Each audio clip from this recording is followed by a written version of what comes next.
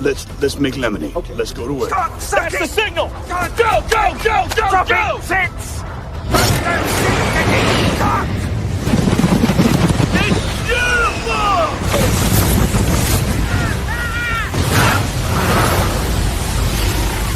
Mother Nature just pissed her pants, dude! Start your day with a jolt of energy and no-holds-barred opinions. This is The Rush, where Travis Justice and Ross Peterson bring you bold, unfiltered, and uncensored takes on sports, life, and everything in between. Buckle up and let's go.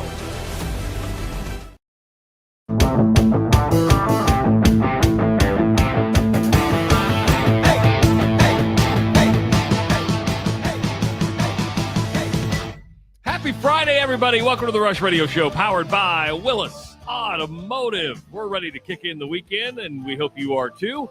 Thank you for listening on the audio stream at therushladio.com or on the Rush Radio with Travis and Ross Android app or on the TuneIn app. If you're watching on YouTube this morning, make sure to hit that subscribe button. Give this video a like. Start leaving your comments in the comments section. Become part of the tribe that's over there on the comments. You can also follow us on X, Facebook, and Instagram. Ladies and gentlemen, live from the Red Roof Inn and Suites. In the typical hotel, motel, kitchenette that's behind him, the one, the only Ross Peterson. From the La Quinta in Albuquerque, New Mexico.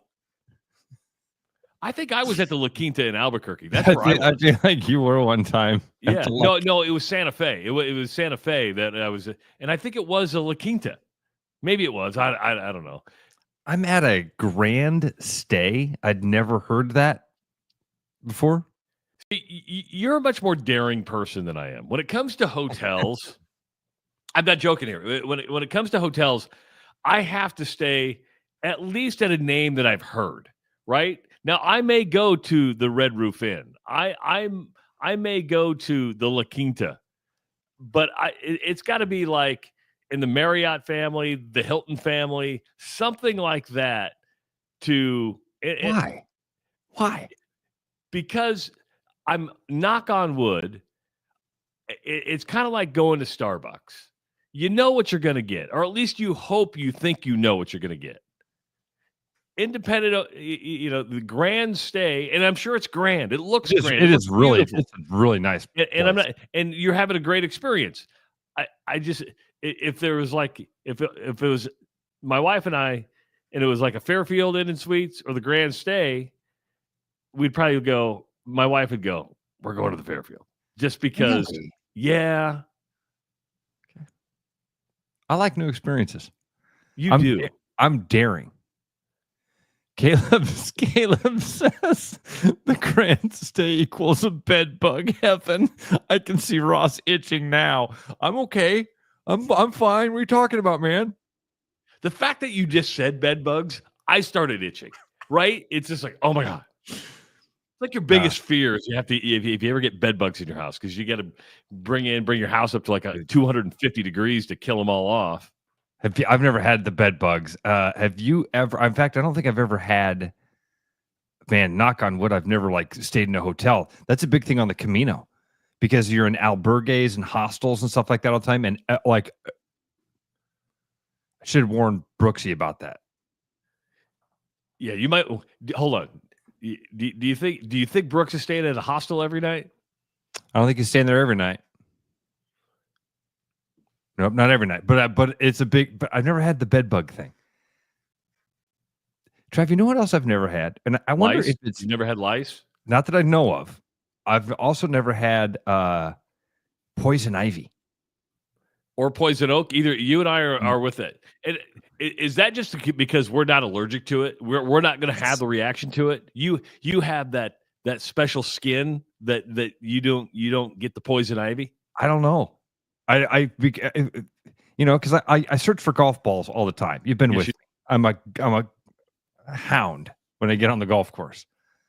And every time I'm going into a wooded area, somebody will be like, "Hey, watch out, there's poison ivy out there." Oh, okay. Never come away itching. I don't know. And I've never had the poison oak either. I don't even know what poison oak would look like. I don't even know if I know what poison ivy looks like. Leaves of 3, let it be. Leaves of 3, let it be. Okay. That's why I never go into the woods for golf balls. I'm like, nah.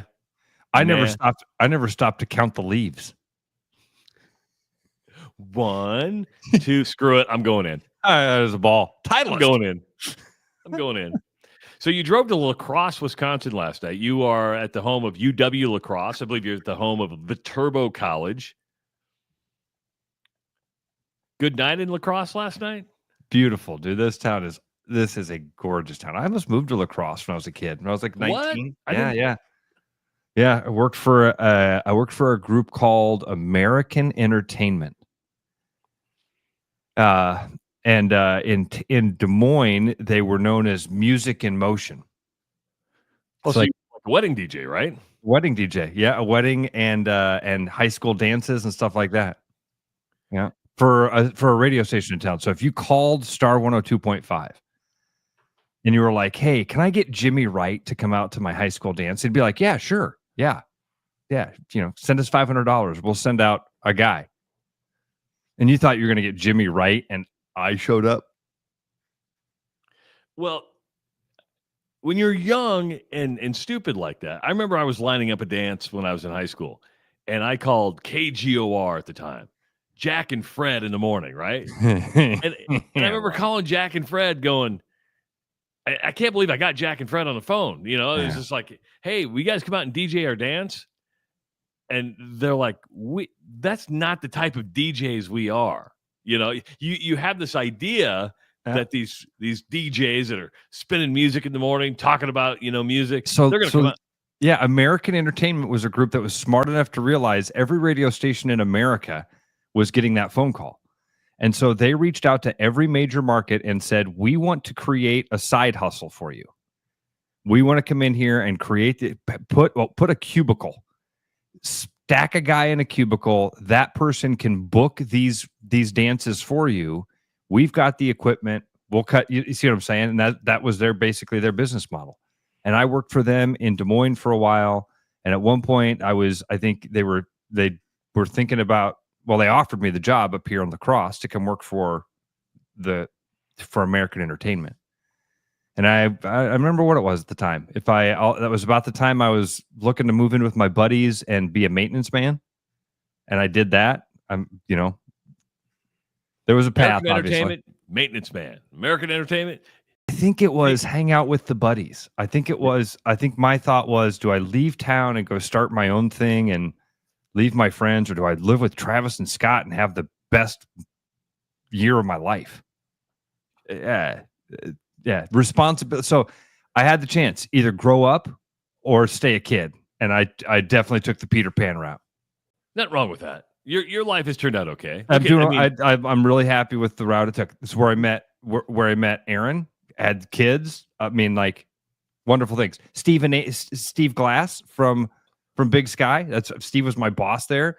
Everything worked out the way it was supposed to. But yeah, Lacrosse is a really cool town. Have you ever been here? Yeah, I've been there because I lived in Wausau, but I've spent some time in Lacrosse just on the drive up and stuff. Beautiful area, and life has come full circle for you now. Now you're doing a radio show in a grand stay in Lacrosse. It doesn't get any better than that. Who'd have thunk it? Yeah. Dreams come true, kids. Big dreams. Last night we get here and there is a pizza spot we wanted to walk to. It's about a 10-minute walk. We leave the hotel, and there's a community festival happening down on the river. They got, band shell happening. There's thousands of people sitting down by the river. Went and had some great pizza, came back, listened to some music. They were playing Ozzy. They were playing Crazy Train. Don't. So now you drive up to the Eau Claire Dells today. You got about 4 more hours to go, 3 more hours, I think. It's about 3 hours of driving, but we'll stop at the Eau Claire Dells for, I don't know, an hour or two, something like that, and just hang out there before we head up to the cabin. Have them put their swimming suits on. Put the swimsuits on. Yeah. We'll leave the hotel with the swimsuits on. I think that'll be the plan, I think. I was pleasantly surprised last night. I went to Tyler Childers last night, And I'm dragging today because he didn't get on until about 11 o'clock, and we ended up sitting in traffic for a lot longer than I wanted to. But it was one of these nice surprises, Ross. I knew it was going to be a good show because I knew a lot of Tyler Childers' songs. I can say this. I think I've seen a lot of concerts over my lifetime, a lot of famous people. Hands down, the best live vocal show I've ever heard. Not really. Yeah, I'm not saying it's the best concert, but vocally, the best show I've ever been to. The dude could flat out sing, and I don't know how you like to go to concerts. Everybody's different. It's kind of like pancakes, fried chicken, pizza. I mean, everybody has a different taste. But he sings everything just like it's on the album, right? And he sounded just like he was on the album. You're like, man, you are just nailing this. And the instruments weren't overblaring. His voice carried most of it. Did a lot of acoustic stuff. And I left there going, that was the best vocal performance I've ever seen at a concert ever. And blown away by it. So if you ever get a chance to see Tyler Childers, highly recommend it. Just from a vocal standpoint. And pleasantly surprised about that. I knew it was going to be a good show. I knew I would know a lot of songs. I didn't think I would come out of there going, boy, that's the best vocal performance I've ever heard. So, yeah, good show. I don't think I know any of these songs. Yeah, you do. If you listen to them, you would know White House Road. You would know Feathered Indians. He didn't sing Feathered Indians last night, but you would know Feathered Indians. You would know quite a few of these songs. At least I think you would. We're going to find out. I'm going to listen to one of them right now. House Fire, I think you would know. That's what he closed with. Universal Sound. Follow Me to Virgie. Triune God. Purgatory. By the way, you can't do that technically and have that over the air. I'm trying. That's what I just turned it down. Turned it down there. I wanted to hear. I just wanted to hear his voice because you say it's like. But I'm imagining a guy that has like a pretty twangy. Not twangy. It's Southern. It's Kentucky, but it is. I wouldn't call it twangy by any means. All right. Yeah. Later on, just put it on as you're driving up north, and you might like what you hear, and the kids might like it. The biggest news yesterday, and this is from a cultural icon thing. It's not Big Ten Media Days. It's not Caitlin Clark. It's Hulk Hogan. Hulk Hogan is dead at the age of 71. Ross, I kind of had a flood of emotions, not sad or anything like. I mean, people die. I understand that. But you realize as you start to think about it, somebody who didn't influence my life, but in 1981, 82, I saw Hulk Hogan wrestling in the AWA in Omaha, Nebraska before, the WWE. So the AWA was like, remember Vern Gagne, Jumpin' Jim Brunzell, Greg Gagne, all those guys. It was kind of a Minnesota-based thing because wrestling was regional at that time. And Hulk Hogan was part of that. He wasn't the Hulkster yet. He wasn't Hulkamania. That's really cool. But he was larger than life. He was a giant. I mean, he just what. And then he transitioned into the WWF at the time. And then you remember, this was a WrestleMania 1, Ross. He did, I believe, a tag team match where I forget who he teamed up with Mr. T, and he wrestled. I'm trying to think, Roddy Piper, and there was another one that he wrestled. Think about this: they got on closed circuit TV. Now, back in 1980, 81, closed circuit. There were no guarantees when it came to closed circuit. You had to buy kind of what you do now, that direct to the consumer, but you're like, okay, there was a lot of hoops and hurdles you had to go through to get to closed circuit. That drew 1 million people to closed circuit television. Closed circuit. In WrestleMania, was it 2 or 3 in the Pontiac Superdome when he body slammed Andre the Giant? They had over 80,000 people in a free TV event on NBC that drew 33,000 people, or 33 million people. 33 million people watched WrestleMania. Was it 2 or 3? And then that created Hulkamania. Yeah. Dude, it was a cultural phenomena. It was. I mean, Travis. I like the way you put it, man. Because when you first said I was hit with a flood of emotions, I was like, oh, that's overstating it. But I know what you're saying. That not like overcome with, oh my gosh, the Hulkster's dead. Listen, this is a complicated figure. This is a dude that was absolutely a cultural icon, a hero to us little kids. Played it off, man. I mean, from a cartoon all to of it. Rocky III. And he was, I mean, he was all the things, man. Big, blonde, California. He was America, dude. 24-inch pythons, brother. Yeah, brother. Bringing everybody together, always fighting for good. Fighting against the Iron Sheik, which was the Iran Sheik. It was propaganda. I mean, he was the epitome of propaganda. I mean, like Top Gun. And during the Cold War, right? That's what it was. That's right. His main rivals were Nikolai Volkov and the Iron Sheik, the Iran Sheik. So it was propaganda. But 100%. But man, it was fun. When you were a little kid, dude, what a fun memory that you saw him before that explosion where it was, because that's what I remember. I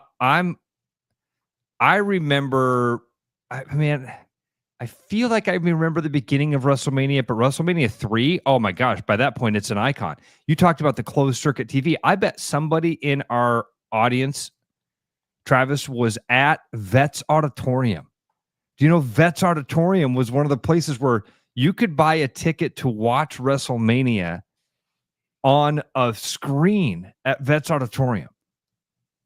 I'm certain. I'm like almost certain of that fact, that was one of the things they used to do. Do you remember Saturday Night Main Event? Yes. Oh, dude, I loved SNL as a kid. What was his name? I was going to say Keith Murphy, but Keith wasn't at TV 13 that long. What was the guy's name? Jeff. He was the sports broadcaster. Anyway, Jeff Beinfor. And Mike Lozano would sign off, and it went to Saturday night's Main Event. Oh, dude, it was a party. You got to be kidding me. We're going to see the Ultimate Warrior and Coco Beware and Ricky the Dragon Steamboat. Jake the Snake Roberts. I might see Jimmy Superfly Snuka. Oh. But when it comes to athletes, and I'm not going to put Hulk Hogan in a Tiger Woods, Michael Jordan type, but then when I think about that, why not? Yeah, because I mean, Vince McMahon and Hulk Hogan have had their issues. But the truth is, Hulk Hogan is not Hulk Hogan without the promotion of Vince McMahon, and Vince McMahon is not making the money today without Hulk Hogan. True. And again, no pedestals. Hogan was a very, very, very flawed human. Very flawed. By the way, every human is flawed. There's no perfect human out there. You're right. Amen, brother. Amen. When you put yourself on I'm a real American, eat your breakfast, do all this stuff. And it was definitely an act. It was definitely a character that he played and all that. But the guy had some serious demons, man. He had some serious, serious demons. Dude, look at what happened to me here. I went to go grab this. There's been a pen sitting here. I went to go grab the pen so I could start writing my notes because my brain gets all scattery and splatter painty. And I go to use the pen. There's no. Oh, anything. Somebody's been doing some. Is that a Stay America pen? Somebody's been doing some toot. Somebody's been doing a little toot in the Grand Stay. Grand Stay had a little toot doing in it. So I don't have a pen. So you just get splatter paint brain today. Good luck. Good luck to you. You know, and Hogan he went to Hollywood Hogan where he formed the NWO. Oh, dude, when he went bad, when Hulk Hogan turned bad, that's a moment. That's a moment. That's like the end of innocence. That's like the end of a childhood thing for me. he comes out with the dyed black beard, and he just looked so old. He looked so old when he did that. By that point, it was like, oh, yeah, that changed it all. And I'd kind of, but by the time he did that, I'd grown out of it. And I know not everybody listening to this or watching this has grown out of the professional wrestling phase. I understand the popularity of it. I had grown out of it. And I grew out of it maybe around age 22, 23. When I worked in Wausau, actually, my general manager, Lauren Jorstad, actually would get this is before the internet, would get a weekly newsletter because he belonged to like this group of, and you had the storylines that were coming up. I mean, they knew all the storylines. So I like read that. He'd like come in and give it to me. I'm like, oh my God, this is the greatest. But eventually I just kind of aged out of it. And I don't think any of my kids ever got into the professional wrestling. But I mean, Hulk Hogan, cultural icon, spoke at and polarizing, not just because of the NWO thing and not because of the comments that, he got caught on basically a sex tape, which not because of the Bubba the Love Sponge thing, I mean, there's a lot of stuff. Most of these wrestlers, dude, most of these, this sport seems to leave a wake of human destruction behind it. I think what they're asked to is sometimes inhumane. I mean, he had surgery, I believe, on his back or neck from injuries from wrestling. And the toll it takes on your body. I mean, we say it's fake, and for the most part, it is fake. It is entertainment. But you are still doing stuff to your body that just wrecks it in the long term. I mean, everybody's in on the gig. There's an act to it. There's a script to some of it, but absolutely the dude is, I mean, Jimmy Superfly Snuka really stood on people's shoulders and jumped 14 feet in the air or whatever it was. Brian has a good word for it. Not fake, planned. Predetermined, Sharkus says. Travis, I'm with you.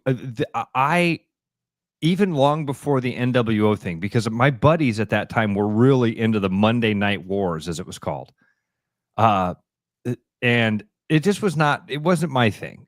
I'd go there and I'd hang out with my buddies because it was where they were on Monday night and it was what they were talking about. So I would be there, but it was never my jam. It ended for me when I was about 12, 13, 14 with Hulk and Ultimate Warrior and things like that.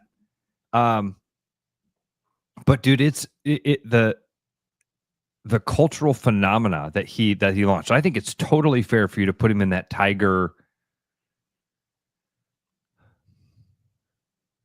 Who else goes into who you put somebody else in that? I mean, he changed. You look at Michael Jordan. You look at Jordan. Yeah. And what we mean by cultural phenomenon is that there's a lot of popular professional wrestlers, but never have we seen one go to the status of him. Remember, he was in Rocky III. Remember, he was Thunderlips. Yeah, Thunderlips in Rocky III. Did you ever see that? Did you ever watch you probably didn't watch the Vince McMahon documentary that was on Netflix. But Hogan talked about how they didn't want him to do that. The WWF was like, do not go and do that. And Thunderlips. Wasn't he in another movie as well? Was it like, didn't he dress up as like a fairy or something like that? I'm trying to think what other, he had a reality TV show, The Hogans. He's done a lot of things. Of course, launched Real American Lager, spoke at the Republican National Convention this last year, ripped his shirt off there. Just a complete different character when it came to going above and beyond the brand. You had the WWE brand, but Hulkamania was its own brand.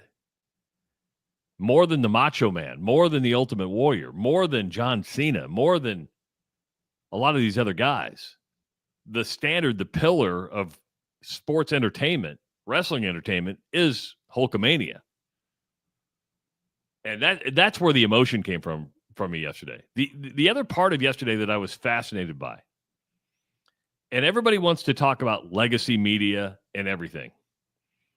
You can say what you want, but Ross, I was glued to YouTube yesterday, not watching videos, but the live feed from the TMZ newsroom. Say what you want about TMZ. TMZ broke this story. They went live on YouTube, and I'm watching Harvey Levin walk around the newsroom, and the decision, and they were doing this in real time. They had video. They were debating whether or not to post the video they had, which was him coming out of his house, and they're doing chest compressions. They're like, okay, we're trying to make an editorial decision here. I mean, he's talking about, and I'm captivated by it because it brings me back to the old newsroom days and the decisions. And I'm like, say what you want about TMZ. And when it comes to hardcore journalism, investigations and stuff like that, may not be the best. When it comes to breaking news, TMZ is all over it, man. And we're not just talking the death of Hulk Hogan. Look at a lot of the stories that take place. You see a lot of people. TMZ is reporting this. TMZ has this. TMZ it's legit. Yeah. It is legit. I don't think there's too many people that still poo-poo TMZ the way they did. I don't think so. I mean, it's still sensational. Yeah, they do a lot of trash. The celebrity news is something I don't give a crap about, but they do break news, certainly.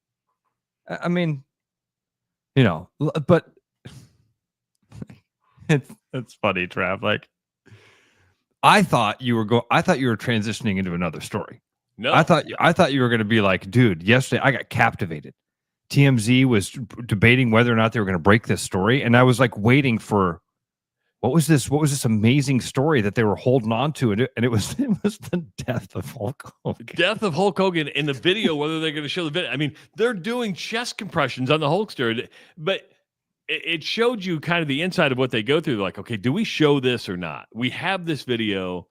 Legally, what are we going through? Is it going to be okay for people to watch? And eventually, like, here, come here, we're going to show it. We're going to show it. But I couldn't stop watching. And it was just a live YouTube feed, and they're inside the newsroom, and you're like, wow.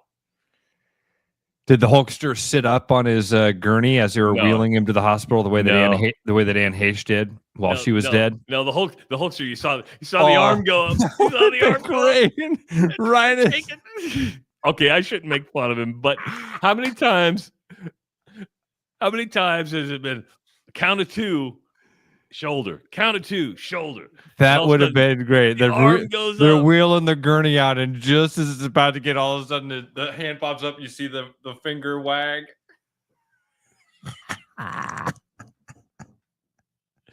Oh, we shouldn't make fun. We shouldn't make fun of the dead. You hear Gorilla Monsoon in the background. The Hulkster's still awake. He's still awake. Where's Mean Gene? Mean Gene, get in here. Dr. Death thought he had him. He had the 2 count on the Hulkster. That would be classic. Oh, dude, that's so mean of us. We're definitely going to hell. Yeah, but we kind of knew that, right? We knew we were going to hell. So a bad week. Ozzy Osbourne, dead. Hulk Hogan, dead. Malcolm Jamal Warner, dead. Niedermeyer. Chuck Mangione, dead yesterday. Trumpeter. Oh, yeah. For a minute, I was like, trumpeter or football coach? No, he was a trumpet dude. Trumpet dude. People just dying left and right. Bill Self goes to the hospital. Dude, we'll get to that. I mean, listen, I hate to be Joni Ernst here, but it's what happens. You can't fight time.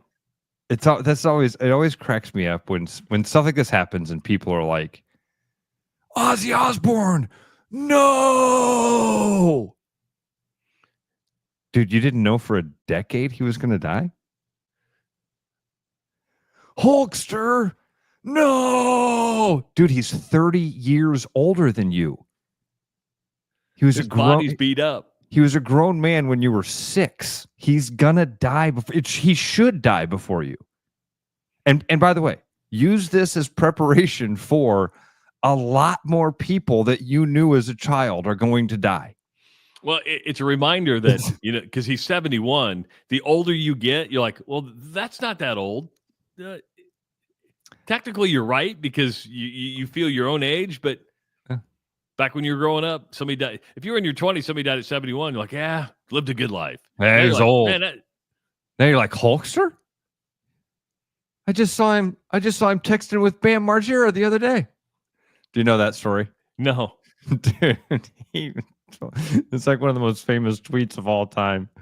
There's this picture of the Hulkster and Bam Margera locked up in a hug, and somebody sends it to Hulk on Twitter, and he retweets it and says, "Damn, Bam, miss you, brother. Wish you were still with us."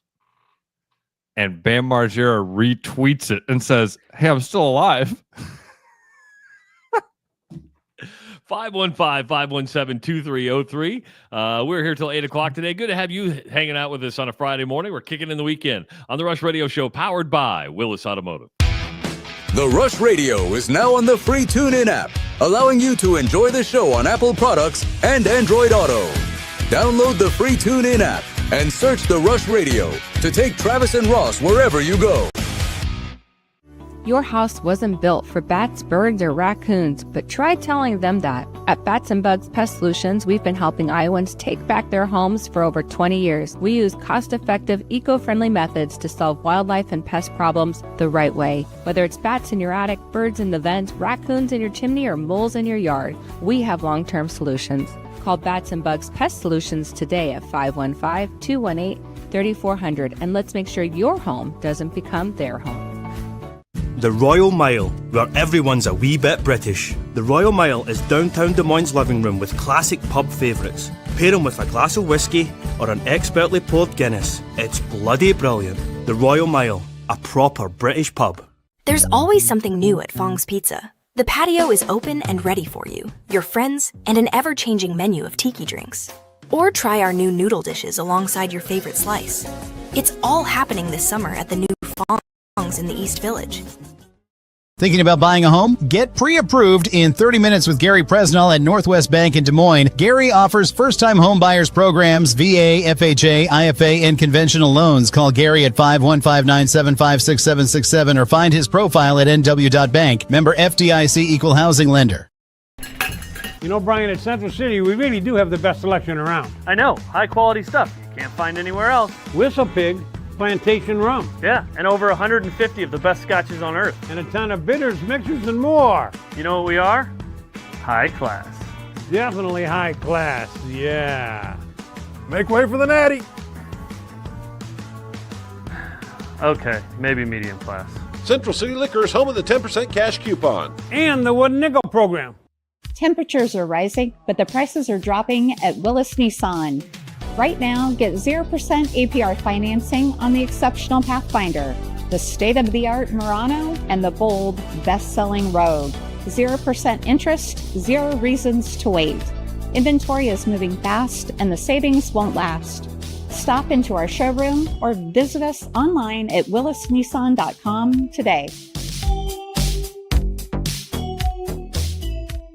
There's a new spin on casual dining near Drake University. Lucky Horse Beer and Burgers. Craveable faves, flatbreads, delicious burgers, frozen cocktails, and a crazy cool vibe. Get to Lucky Horse Beer and Burgers today.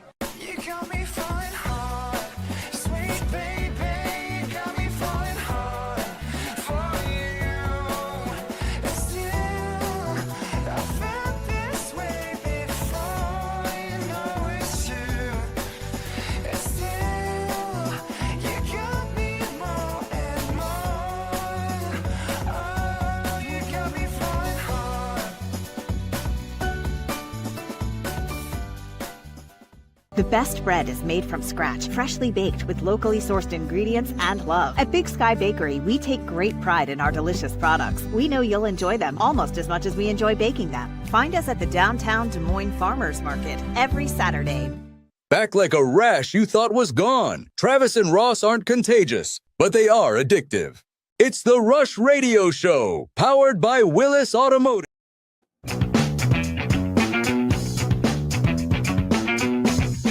Welcome back to the Rush Radio Show, powered by Willis Automotive. Don't forget, coming up this fall, Black and Gold Rush after Hawkeye football games. Ross and I will be on with you right after the game ends, taking your phone calls, taking your comments, talking about that week in Hawkeye football as they make a march towards the Big Ten championship game if they can get there, maybe even the college football playoff. Black and Gold Rush right after Hawkeye football game starting August 30th right here on the Rush Radio. You'll find it at therushradio.com and on the Rush Radio YouTube channel. Hello there, Ross Peterson. He's got his full power going. Hello. You're a more daring person than me because you went ahead and made the coffee in the room. And if there's like a free breakfast or if there's a coffee pot down in the lobby, that's where I'm going to get my coffee. Guess what I did during the break? You went downstairs? Yeah, that's exactly where I went. You went downstairs? Smart man. So the little coffee maker in the room is one of these like single cup. I think it's right there. You can see it. I think everybody's pretty familiar with the hotel room. You know what I mean? Maker. It's not even the good. Every now and again you get a coffee at a hotel that's got like a real coffee maker. And you're like, yeah. And I almost brought my Black and Bold coffee with me because I just bought a new bag, and when I filled up my canister, I had about a day's worth of coffee left in the bag. I was like, oh, I'll just take that with me. Didn't do that. So yeah, I just went down to the lobby and filled up on the lobby coffee. Before we dive back into more conversation, I do want to say this. We got a fantastic text message yesterday from Brian Duax from Central City Liquors. And good news, folks. The Rush Radio barrel of bourbon is in. It's in. And it's not on the shelves yet. They're going to put it on the shelves when Ross and I are going to be live at Central City Liquors, probably within the next week and a half. And so we'll want you to come down to Central City Liquors as we're doing a live show and purchase. And by the way, we don't get any money out of this. I mean, it's just Brian was nice. Because it's a fun thing. It's a fun thing. Yeah. I believe it's a Knob Creek, isn't it? Is it Yeah. Knob Creek? Yeah. So it is a single barrel Knob Creek. So good. Yes. We got to pick, we didn't get to go down and do like the Stav thing, like Bruno has done in the past, where you go down and our buddy Joe Hayho has done that, where you go and, he's the bourbon dude, and you go down there and you pick your flavors and then you mix those. We didn't quite get to go that extreme. We did get to do a selection of Knob Creek whiskeys and pick the one that we thought was best. And again, one of the most reaffirming days of my life, because Brian hands it to us and he goes, Todd already picked his favorite. Now, the bottle that we're going to pick is going to be the one that you and Travis pick, but Todd already told us which one was the best one. So now there's a right answer. There's a right answer. We got the answer right. Yes, we did. That means we must be really good bourbon connoisseurs, right? Now, we do have to talk to Brian because, Brian, if you're listening right now, you can call in or just click the link that you got on a couple weeks ago.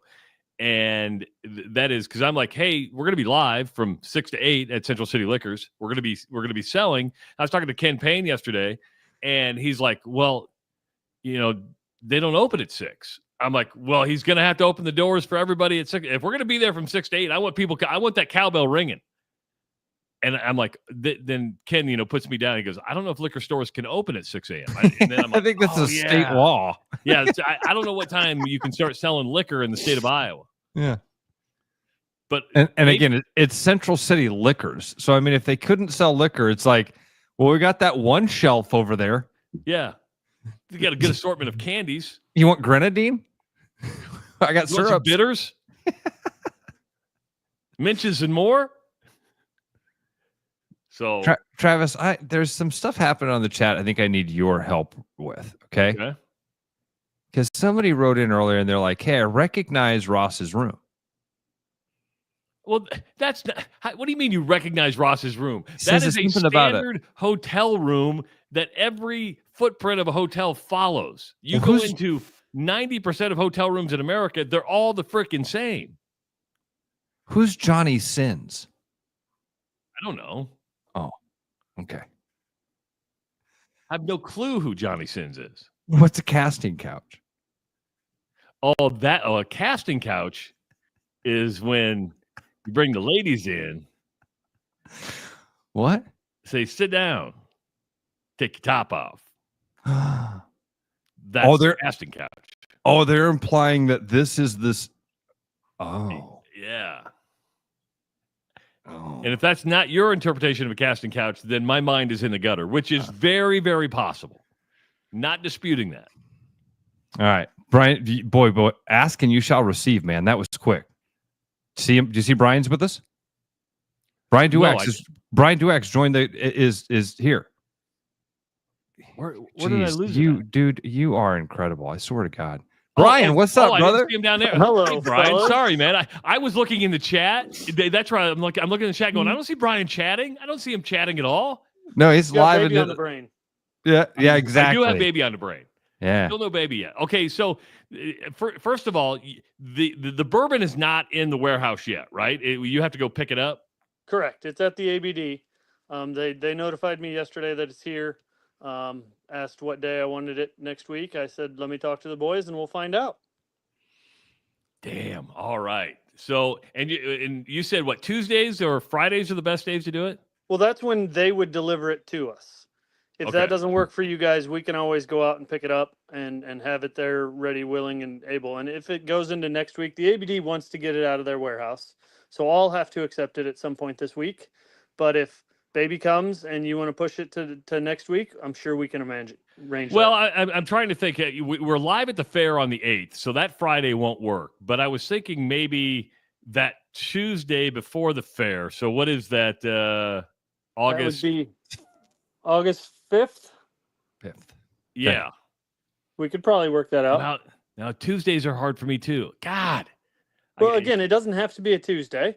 Okay. We can go get it. We'll probably have it. We will have it at the store on August 1st. Now, will you put it on the shelves or will you hold it until we show up? We're going to hold it for you. Okay. We're going to hold it for you. We're going to hopefully have that cowbell ringing like crazy starting at 6 a.m. And yes, we can open legally at 6 a.m. Yes. That's what we want. Yes. Because Ken Payne scared the hell out of me yesterday. He's like, I don't know if they can open it. I'm like, well, we're just going to be sitting there with the Todd father and Brian going, hey, guys, what's going on? He goes, but that's good news. I'm going to have to make sure Dana's working that day, too. Do you have Wi-Fi in the building? Yes. Okay. They have internet. Yes. I understand that. Yeah. We're running water and everything. We do. Toilets flush. It's unbelievable. Do we know how much this is going to cost yet per bottle? I don't. I didn't ask the ABD that. They don't share any of that information until I get the invoice.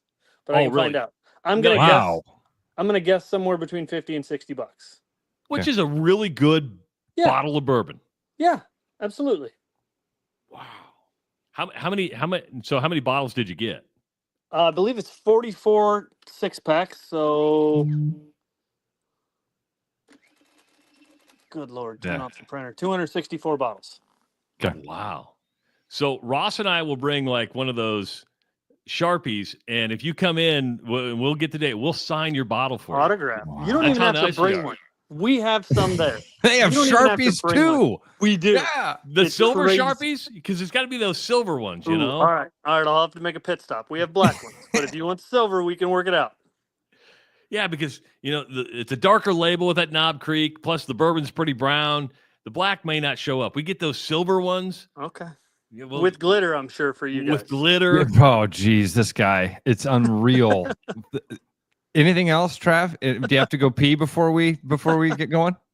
No, well, I would appreciate some eggs and bacon and sausage. If we do it on a Friday, Mom makes breakfast every Friday, so you'd probably get it on Fridays. Oh. But we don't want to push to the following week, though, right? We don't want to push to the 15th. I mean, we can. It's. I want to make this a extravaganza. I want to make this an event.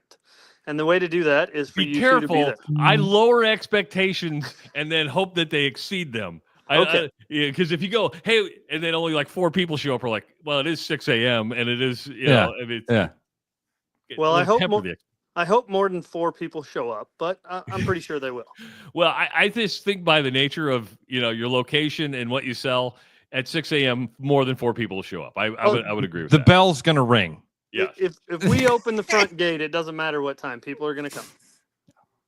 Oh man, that's awesome. Yeah. That is so cool. So the bourbon is in.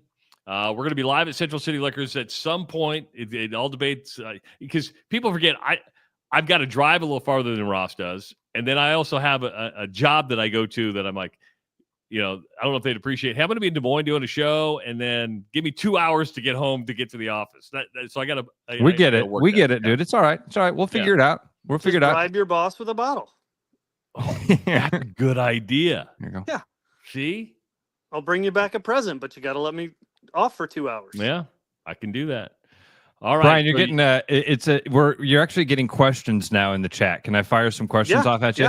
Yeah. Somebody wants to know who your favorite pro soccer team is. I'm a Liverpool guy. Okay. That from being a little kid, you're a Liverpool? Yep. Been a Liverpool guy my entire life. Was there a player, or was it just because they were kind of one of the perennial powerhouses you had to pick? It was Steven Gerrard. I've always been a huge fan of Steven Gerrard. Okay. How are the boys doing? Good. Ty just got done with the Menace. He's training. He leaves here in a week to go back to Western Illinois. And Tate's team just went out to Colorado and won the national ECNL tournament, something or other, and he played really, really well. So they're doing really well. National something or other. They won it. Yeah. Like, did you not go? I did not. It's not the national championship, so I can't say it's a national title. It was the national ECNL tournament of some sort that they won. They're doing really well. And no, I didn't go. So Brent retired. I don't know if you guys have ever met Brent, but Brent, my right hand down at the warehouse, he retired last week. Oh, wow. I have been working extra hours because he's gone. Okay. How long did he work for you? Like 22 years. Wow. I'm sure the pension plan and the 401k that you provided were set him off really good. Well, the 401k is on him, but the pension, no, sorry. But hopefully he's doing really well. I haven't heard from him, talked to him. I'm sure he's out in Winterset doing the honey-do list that his wife has made for him. And let's finally answer the question. Is it 20 or is it 25? It's 25. Okay. That's the running joke. You guys have met my father. No matter what me and Todd say, my father's going to fight it. So that was the running joke of that commercial. Me and Todd set the parameters, and Thomas just bucks the trend every chance he gets. Somebody wants to know if you have if you got your mountain lion issue taken care of. That would be at Todd's house. And if you didn't hear that, Todd has. Oh, Todd. Yeah, that's what it says. It says, does Todd have his mountain lion issue taken care of? This is our buddy John. Haven't seen the mountain lion since, but Todd has 3 animals. Well, he has more than 3, but he has duck, chicken, and that's the actual names of the animals. It's duck, and chicken. And he built a little shed for him out in the back, and it was probably a week and a half, 10 days ago. His camera caught literally a mountain lion on his front step. Wow. And he sent the photo to somebody, and they said it's the second ever sighting of a mountain lion in Iowa at the Todd father's house. Is that a good omen or a bad omen? I don't know, but if the lion shows back up, I'll bet you Todd will kill him. By hand or by gun? It'll be dead, and we won't know about it. Does it matter? Yeah. Can you legally kill a mountain lion? I mean, Travis, you ask the wrong questions here, dude. Okay, because there's this thing of like, if you invented a time machine, would you tell other people? No, I wouldn't. No, neither did the guy that invented it. Yeah. Okay. Do you get where I'm going here? Yeah, I know what you're saying. Yeah. I know what you're saying. Yeah, I've just got an inquisitive mind. Stuff just comes to my head, and that's what I do. Yeah, that mountain lion fell off a cliff. If it shows back up, it'll be stuffed on Todd's wall, I can assure you. I love it. Oh, all right. The weekend's here. Stock up on your liquor plans at Central City Liquors, 1460 2nd Avenue, Des Moines. And, of course, be on the lookout for that Rush Radio Show bourbon that's going to be launched here in the next couple of weeks. Ross and I will be live with Brian We'll do a tour of the store. We'll do a whole bunch of stuff. We'll have fun with it. So hey, if I get a clip of that mountain lion, can I? Is it okay if I share it with people? Absolutely. Okay, cool. I'm not going to text Todd because he's not awake yet. No, you're okay. I think as soon as he is, I'll get a picture and send. Well, my buddy John has it. He's one of John. Yeah, John Fick, one of your dudes. That's my buddy. So John's gonna send away. I think he may have already sent it. My phone just buzzed. It did. I just got it. That's the Todd father's house. Nice. Yeah. All right, Brian. Have a good weekend, buddy. Thanks for checking in. Ross is all excited. Just seeing his reaction right there, hearing his reaction. Did he send the pic that has? So It's Todd a has video. cats too. It's a video. Do you see the cat and then you see the mountain lion? You can tell it's 20 times bigger than his normal cat. So this isn't like a lynx. Remember, because a lynx is a bigger cat that kind of resembles a mountain lion. Oh, dude. It's huge. It's huge. Yeah, and Todd said that his. Oh. Yeah, Todd that's like a zoo lion, dude. It looks like a cow. Yeah. Until you see the tail, it looks like a cow. Yeah. Todd said his daughter got home like 25 minutes to a half hour before that mountain lion was on its back step. Can you see the tail there? So for those of you just listening, you may want to go back and watch the YouTube feed because Ross has photos of said lion, and it looks like it got out of Blank Park Zoo. Yeah. Oh my God! Wow. Yeah. Crazy. Damn. Yeah. Great. Maybe that's the new mascot for Central City Liquors, a mountain lion. People are afraid of nickel. Can you imagine if I had that thing in there? I mean, come on. I think it'd be fun, but we'd lose customers. People want to know if the Todd father is going to be at the bourbon release. Will he be there at 6 a.m. to release the bourbon? I will make sure the Todd father's there. I will make sure the Todd father, my father, Dana, and myself will all be there whatever day we decide. Listen, but Todd doesn't need to be there at 6 a.m. If he shows up by 7, that'd be fine. That'd be fine. Okay, well, however long you let him sleep, he'll take. He works enough hours. If I tell him he's got to be there at 6, that doesn't mean he gets off 3 hours earlier. That just means he works 3 hours more. Yeah, that's what I'm saying. And I'd rather have Todd in a good mood than a bad mood. So that's fair. Yes. I remember the first time I met Todd, and because I'd never met you in person, so I purchased quite a bit of liquor from you last year for an event. And I showed up at like 6 a.m. knocking on the door, and I don't think he was in a good mood. He had no idea who the hell I was. I'm like, hey, Travis, I'm here to pick up like 24 bottles of bourbon. I'm like, okay, I don't want to make you mad. If there's one thing that Travis doesn't like, it's people not knowing him. That won't happen anymore. Thanks, Ross. Thanks, man. I appreciate that. All right, Brian. We'll talk to you later, man. Thank you. Well, you guys travel safe. We'll see you soon. See you, buddy. Bye.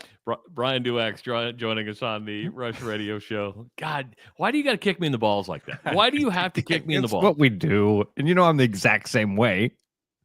Takes one to smell one.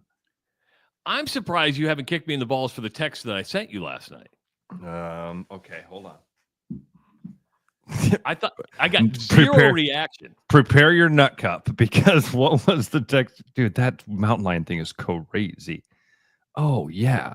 I did get this text. You're looking at Ross is staring at me like, are you serious, man? This is can I read it? Do you want to read it? Yeah, you can read it. It says, can't make this shit up. Sitting with Dylan Raiola in the suite. Nice kid, down to earth.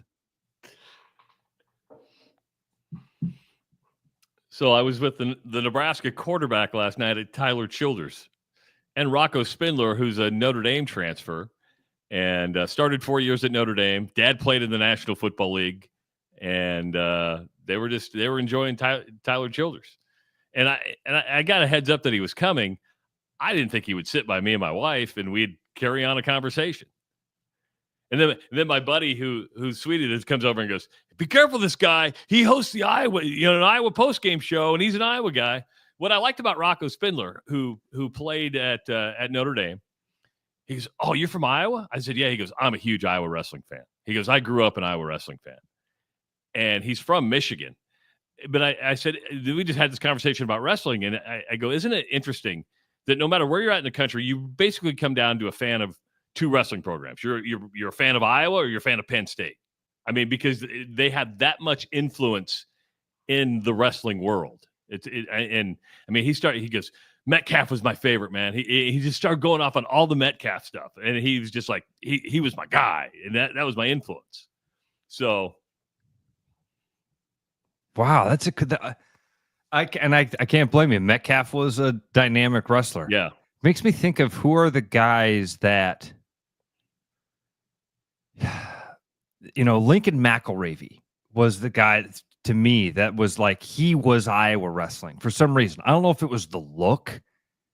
He had like, he had that wrestler look about him. You know what I'm saying? No. And I had a chance to meet him later on in life when I was doing the takedown stuff. I would help out a lot with wrestling tournaments.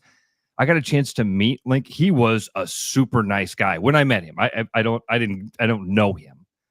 But when I met him, and I was nobody, he didn't have to impress me by any stretch. He was such a nice guy. So that'd be one of the dudes that defined Iowa wrestling for me. I think Mark Ironside would be that for some people. I think definitely the Brands brothers. Well, and for me, this is showing my age. I mean, to me, and they would be up there with names, but it was always the Bannock brothers for me, Ed and Lou Bannock. Right? Yeah. But I'm a little bit older than you, so that was kind of the influence, and those guys were just. Like, here come the Bannock brothers. And then Ed Bannock's son, I believe, wrestled in NAIA wrestling. When I was helping out with Grandview and I would help out with tournaments there, Ed would be there watching his son. And yeah, you'd stand there and you'd be like, that's Kevin Jackson over there in the corner. That's Ed Bannock. These guys have Olympic medals. And they're just standing there, and nope, you know what I mean. There's not a line of people standing around them. People aren't standing like it. It's kind of odd being around a person like that because there's, it, and you go, it's Ed Bannock. Can't stop. Why are my eyes? Why can't I? Because he has that look, right? You're like, I know who that is. You knew what he could do on the mat. And there's something about you that kind of, in some weird way, but because you recognize him, you're waiting for him to look at you and go, "Hey, you're the guy that's been watching me for years." It's weird. 515-517-2303. Want to thank Brian Duax for joining us just on a spur of the moment to talk about the bourbon that's coming out, the Rush Radio Show special single barrel bourbon from Knob Creek. That's going to be on the shelves in the next couple of weeks. We're going to be live at Central City Liquors. We'll let you know when that happens. Come down, get your bottle, and ring the cowbell. It is the Rush Radio Show powered by Willis Automotive. The Rush Radio is now on the free TuneIn app, allowing you to enjoy the show on Apple products and Android Auto. Download the free TuneIn app and search The Rush Radio to take Travis and Ross wherever you go.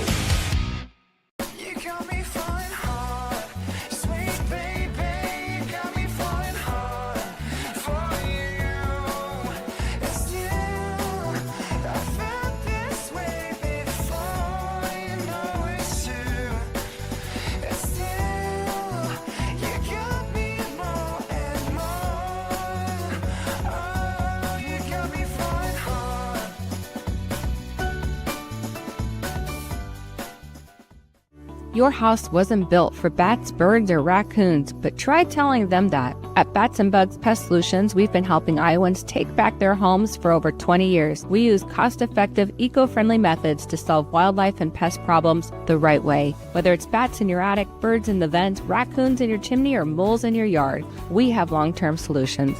Call Bats and Bugs Pest Solutions today at 515-218 3400, and let's make sure your home doesn't become their home. Hey everybody, Mason Miller, sales manager out here at Mini of Des Moines. We got some great stuff going on this month. Get into an all-new 2025 Countryman for rates as low as $2.99 out to 60 months, or lease it for as low as $359 a month. On top of that, right now you can lease an all-new Countryman SE, all-electric, for as low as $300 a month. For more information, come visit your favorite Mini motoring advisor or see us online at miniofdesmoines.com.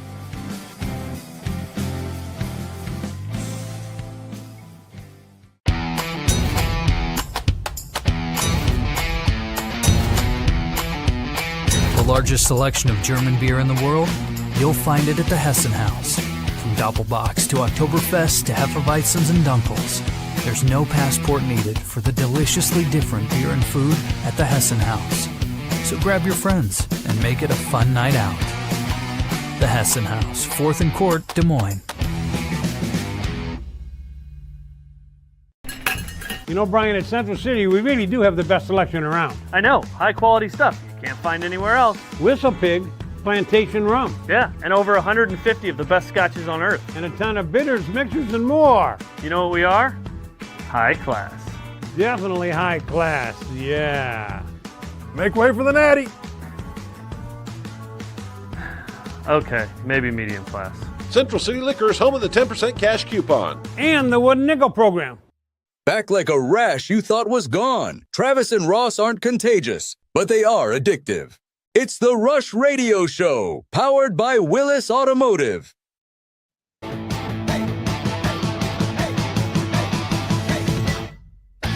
Hour number 2 of the Rush Radio Show, powered by Willis Automotive. Happy Friday, everybody. It's so good to have you here with us. Kicking off the weekend. If you're listening on the audio stream at therushradio.com, thank you so much. You can also listen on the Rush Radio Android app. When you go to the Play Store, just go ahead and search the Rush Radio with Travis and Ross. If you have an Apple device, download that free TuneIn app. Put us right on your Apple CarPlay. YouTubers, subscribe to this channel. We can't ask enough. Please subscribe to the channel. Give this video a like. Start leaving your comments in the comment section. And, of course, follow us on our social media channels, which would be X, Facebook, and Instagram. That was a fast hour, and, it was 60 minutes, and 60 minutes is the same, but, it just feels faster. Ross is in Lacrosse, Wisconsin this morning. Just locked myself out of the room. How do you do this stuff? Well, you always how do you do this? How do you You're the one who has all these amazing adventures when you go on vacation. I just went to go get more coffee. And as soon as I stepped out of the door, like the door shut behind me, and I was like, oh, I don't have my key. I don't have a key. So I turned around and I started banging on the door. I'm like, knocking. I'm like, well, somebody's going to hear. One of the kids will wake up. No. So I luckily, just in time, went downstairs, got another key made. And see, this is my OCD when I'm in a hotel room. Like, before the door shuts, I put my foot against it, and I just make sure the key, and this is just, it's kind of like somebody who, checks the lock 4 times, right? It's just ingrained into my head, OCD. Okay, don't shut the door. Do you have a key? Do you have a key? Do you have a key? Okay, I've got a key. Okay, do I have the second key that comes with the room, just to make sure that I have the second key? Because the second key doesn't belong in the room either. It belongs either with me or with my wife. Yeah. I like to let life surprise me. Yeah, you're good at that. You're really, really good at that. You are. Big Ten Media Days wrapped up in Las Vegas yesterday. Iowa was on the docket. Maybe the biggest news out of the Iowa camp was Kirk Ferentz sat down with ESPN and was a lot more open than he was with us, which is understandable, about the quarterback situation, Ross, and said Mark Gronowski is going to take the Iowa offense to a different level. That's putting a lot of pressure on a kid now, right? Because we didn't have he didn't put those kind of expectations on the other guys that came in. And he goes, nothing against the other guys that were here. They weren't ready for this level. And he goes, I know that Gronowski played, and I'm paraphrasing some of the interview here, played at FCS, but winning is winning. And he believes that Gronowski is going to be the quarterback to take the Iowa offense to the next level. For Kirk Ferentz to say that, that's kind of breaking news, because he doesn't usually heap praise on individual players like that. Yeah, you're right, and that kind of shocking for him to say something like that. That's gonna and a lot of pressure. And I am definitely in the wait and see camp. I hope he's right. I hope that this guy's the magic sauce that comes in, and this offense is all of a sudden super good, and we all can sit around for a couple of years and go, man, imagine if we'd have had this offense when we had one of the top defenses in the country. And maybe we'll even have that conversation of this is what it looks like when you've got one of the top defenses in the country, because the defense is replacing some parts too. I think that it'll be solid, elite. I'm not sure about. Again, wait and see. If the defense is elite and if the offense goes to the next level, then you're a playoff team, right? I mean, if you have an elite defense and an offense that's at the next level, that's a playoff team from where you've been these last couple of years. I mean, by Kirk, I feel like again, building the expectation, and that's fine. If you think that this is it, build the expectation. I'm gonna wait and see. And because fool me once, shame on me. Fool me twice, shame on you, or whatever. But I think we've been through this before with Cade McNamara. We were like, this is the cure. This is going to be happening, and I see some people saying, well, Gronowski's a proven winner. He's a proven winner at a certain level. Absolutely. Not going to dispute that. But there is a difference between FCS and FBS. There's a difference between the Missouri Valley Conference and the Big Ten Conference. No, I think he's got talent, but you're also coming off an injury. Yeah, there's a lot of things that factor here. So I want to temper my expectations. And rarely has Kirk Ferentz, this is rare for him to kind of build those expectations. And maybe he knows something we don't. He does. He knows a lot. The old saying, he's forgot more about football than we'll ever know, right? Hey, it's also, I mean, there's so much funny here to me. He shared this at media days. No, he shared this with ESPN. That's fair. Because they after the big press conference, they do all their breakouts. To reiterate how stupid media days are. All of the media was there. He could have shared this with all of the media at one time, because that's what they all do. They're all in this big giant room together. And he can say something and get it out to all the people at one time. Oh, wait a minute. We live in 2025 when you can say anything to anybody and it can get out to all the people. And that's what happened here. He said this to the ESPN guys, and that. So again, just to reiterate how unbelievably useless these media days are, the breaking news once again comes outside of media days. It's media days adjacent. And that's what it is. But this happens at every day. On a Tuesday press conference, you may get some guys, but you do the sidebars. It happens. That's the first funny part of it, though. To me, is just reiterates how dumb these things are. Winning is winning, and having a winning attitude and all that stuff. I do believe in part of that.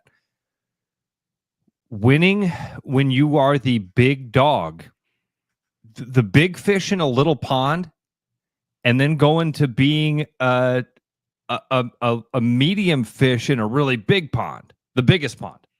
That's the biggest ocean, right? Yep. And you're at Iowa. You're surrounded by really, really talented guys. You are not surrounded by the same talent that Ohio State has. Fair? That is perfectly fair. You're not surrounded by the guys that Penn State has. Right. So winning is winning. You've got a tougher challenge here. Right? I've seen in Des Moines, we have seen coaches have great success in other places, and they come to DMPS, and it's hard to replicate. It's a different challenge, different guys around you, all sorts of different stuff. I hope Kirk Ferentz is right. He doesn't normally say this stuff, so this gets my hopes up about it. You have a good defense and a great offense, dude. This is what Hawkeye fans been begging for, right? 515-517-2303. Going to derail the Hawkeye conversation, probably for some Busch Light, some heaters, and some Cyclones. Derek in New Sharon, it's been a while, man. What you doing? Oh, I don't know. I got a lot to complain about, fellas. Happy Friday. Same to you, brother. Woo. What do you got to complain about? Hey. You've reached the weekend. You're still breathing. You have nothing to complain about. That's right. Still above ground, unlike the Hulkster. The most overrated wrestler of all time with the weakest finish and move in the history of pro sports. The leg drop? But he was he was a Trump supporter, though. But, yeah, overrated. All you little Hulkamaniacs out there, just inject some steroids. You could be just like him. Man. Why do you got a pee-pee on a cultural icon, an American hero that is Hulk Hogan? I give a crap about pro wrestling like I do the WNBA. They're both fake. Hey, another thing. You know what? This comes in. Little Simone Biles. You know what I'd like to see? I'd like to see her do a floor routine and see a compound fracture. I want to see that bone pop out of her leg. Dude, what did she do to you? What? Dude, Derek, you let politics. She wants men to play girl sports. She's backtracked on that. Let that go. She still said it. I've said a lot of things over the last 55 years of my life that I wish I could take back, but then I'm like, I can't do it. Just apologize, move on. Yeah. You hold grudges, don't you? Dude, you hold grudges. You got to quit taking politics so serious. I mean, it's not worth this. Yeah, you're like out of breath. Yeah. Simone Biles, by the way, like the Hulkster, an American treasure. An American treasure. Now, neither one of them do I agree with everything they've done or said, like everybody. Anyway, just you know what, Derek? Remember just in these moments, Derek. I want you to take a deep breath, and I want you to remember the words of Rodney King. Can't we all just get along? Well, I try, but I don't know. Do you? Yeah. Okay. Yeah. Hey, when we I get along, I don't know. I get along with about 4 people in here. Now I know I know you're a Busch Light guy, but when we sell our single barrel bourbon at Central City Liquors, you're going to make the trip up to Central City to buy some bourbon. Hey, my son just moved to Hawkeyes, so I'm going to be a more frequent visitor in Des Moines. There you go. All right, bud. I'm going to have to pack heat going up there, though. A lot of crime up there. Oh my God! My God! Can you stereotype anymore? Waukee crime. I don't. No. All right. No, I got to drive through Des Moines to get to Waukee. Oh. Only Derek. This is why people get frustrated, Derek. Not just. I know. I Hey, know. have you ever thought maybe I'm just out there to Yeah. frustrate people? Yes, absolutely, and it works every single time. Hey, you guys have a good weekend. Thanks, 'cause brother. I want to have a great one. All right. Bye, buddy. See ya. You know, it's funny when I drop the call. There's an option that says ban caller. So if I get call, I can ban somebody, and people are like, yes, hit the ban button. No, I'm not going to ban Derek. He gets a rise out of people. He does. He does it on purpose. Exactly right. That's exactly why he's doing it. Yes. And to make your Friday Right now, just picture him with different. 1 foot up on the back of the metal building, shoulders kind of there, and he takes a big old drag out of a cigarette. Mission accomplished, boys. Time to go to work. He calls all of his coworkers by last name. You know that, right? Johnson, you'd love what I just did to those boys on that radio show. You ever heard of Simone Biles? Watch this. Flicks it. Then he flicks the cigarette. Goes about 20 feet. Oh, he's got a killer cigarette flick. Absolutely. Derek has the voice of a guy. That could be, you know what, dude? That's one of our fat and fit games. It's not a shot put. Who can flick a cigarette the farthest? There's like two games there. The cigarette flick and the cherry pit spit. Like how, you eat the cherry and see what kind of cannon you get with a cherry pit coming out of your mouth. Yeah, but I don't eat enough cherries. That doesn't mean anything to me here in Iowa. What would be the same? Sunflower seed, but that you can't spit a sunflower. Yeah. The cherry pit you can just create this nice rocket launcher.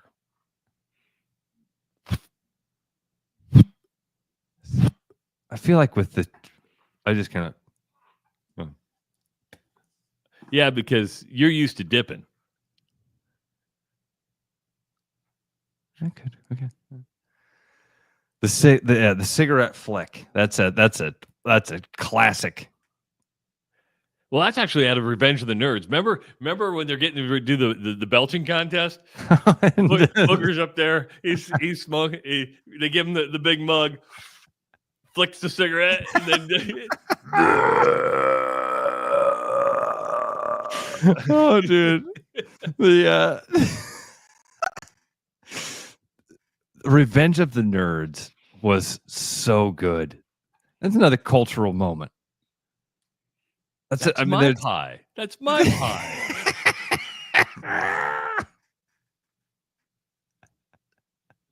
Lamar's limp-wristed throwing style. The javelins flying through the air. Oh. Again, we find ourselves funny. And I'm glad you let us find ourselves funny. That's the way I look at it anyway. Where were we? Oh, we were Hawkeye football. Do you remember where we were with Hawkeye football? Mark Gronowski's going to take the offense to the next level. Next level? I love that Kirk Ferentz says. I want to be clear about that. I love it. That because he doesn't say those things. This is rare for him to heap praise. It's rare for him to raise the expectation like that. So that's good. Got to mean something, man. Also at Big Ten Media Days yesterday, kind of the guy has done a good job of maybe just drifting out of the limelight because he's in L.A. and nobody cares about college football in L.A., is Nico Imalavala, who kind of stood up for himself yesterday and said, me leaving Tennessee was not about money. That the narrative out there was a false narrative. It was about me being closer to family. And now he grew up in Long Beach, California. He's in L.A. to play for UCLA. Ross, do you believe that? I mean, this is what you say, but you preach this all the time. Take the moral high ground. Once you establish the moral high ground, nobody can really, you can't dispute that his family's from California. He's closer to home. And as soon as I say I moved home for family, you kind of go, oh, and unless you were in the rooms with Josh Heupel and the agent and have firsthand knowledge of it, you can't really argue with what he's saying, right? You're like, oh, there's the moral high ground. I'm out of the game. The only thing, the first piece of evidence that I would turn to say I think he's not being completely honest with us is Josh Heupel. Josh Heupel seems like if Nico had said to him, "Hey, man, this is a family deal. I really need to get back to the West Coast." I think that Josh Heupel would have had a different public reaction.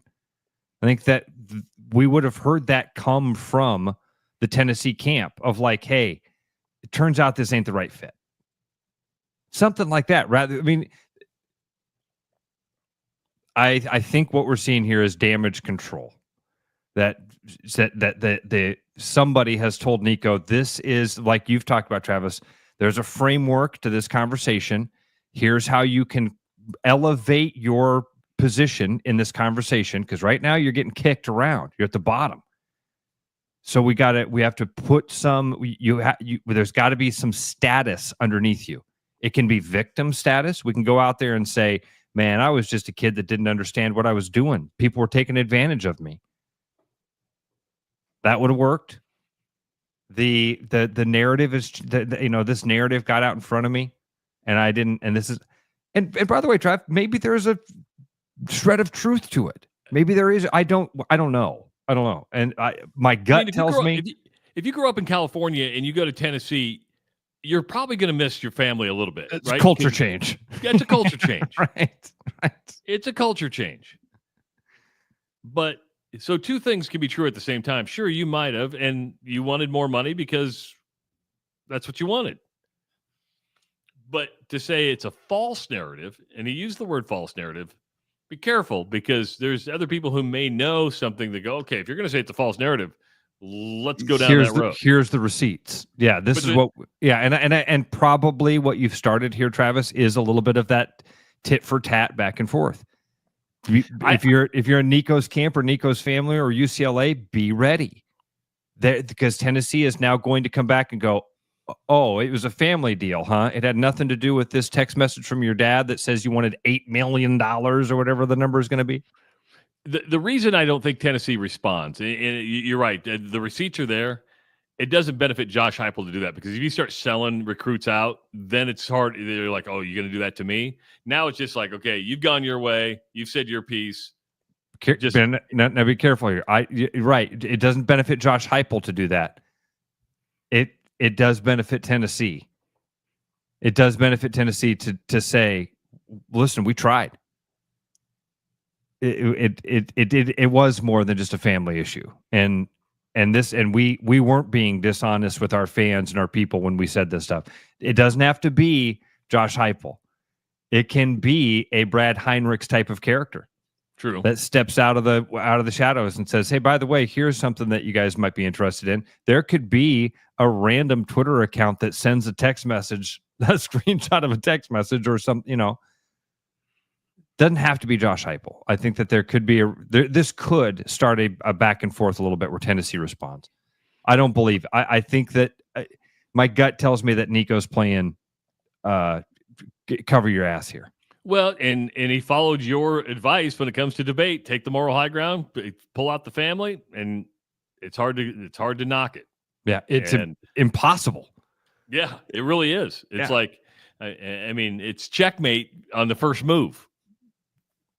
I'm just going to bypass the rest of the game. Checkmate. Ever heard the name Saul Alinsky? No. Okay.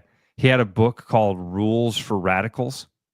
And it's all this same stuff too. It's kind of like the Oren Klaff stuff, but it's a way darker, more weaponized version. In fact, a lot of people refer to these tactics as Alinsky Jiu-Jitsu because it's political maneuvering at a level of like jiu-jitsu. It ties you up into maneuvers that you can't get out of, and this is a great example of it. Interesting. You use things like your family as fodder a little bit, and say, all right, dude, if you have a coworker and they call you and say, hey man, I'm sorry, my kids are sick, what do you say? Take them to the doctor and get your ass to work. That's what you say. Most people and most bosses say, hey man, family is first. Take care of that. Do people abuse that? Some do. I would very rarely. But that's an example of it, is what I'm saying, where somebody would call and say, oh, hey man, I got this family issue. Well, that's Alinsky Jiu-Jitsu. You're maneuvering the other person into a hold to say, hey, I'm going to do the thing that I want to do now, and there's really not much you can do about it. Interesting. Yeah. Now I'm going to have to go to Audible, download that book, and start listening to it on my way to work. Look for that. Make sure I didn't screw something up there. That was all off the top of my head. So if that was just off the top of your head, that's very, very impressive. Lincoln Riley also talked yesterday. Of course, he's on maybe a hot seat at USC. Talked about how his 11-3 season to start in year one might have been overachieving a little bit because he was actually rebuilding a program. But the problem is when you go 11-3 year one, they don't want you to take a step backwards. And he's like, well, we might have overshot a little in year one. Well, no, you the reason they hired you is because what you were able to do at Oklahoma. They expected 11-3. They expect 11-3 or 12-1 or whatever it is every year after that. But he talked. Their main thing was more about the Notre Dame USC series, which is set to expire in 2026. He's like, hey, I want it to be played every year, but I also represent USC, and you got to do what's best for USC. It's kind of like Iowa State. At the end of the day, we all want Iowa State to continue. Will it in the new landscape? Who knows? There are no guarantees. I still think the crazy thing is that for a non-conference game, and Notre Dame doesn't have a conference, but that game's been played every year since 1926. It's really cool. It is. I mean, when you talk rivalries.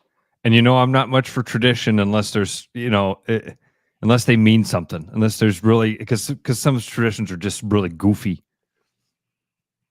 This isn't even, it's not even like Notre Dame, and this is just two storied programs that have been a part of the college football landscape for a long time. It really, and you could almost say that Notre Dame probably did more for USC here because Newt Rockne this was part of his building the Notre Dame brand where he wanted to go. I mean, he would get his team on a train and they would go play everywhere across the country to build that national brand. And people wonder how that all started. Cool.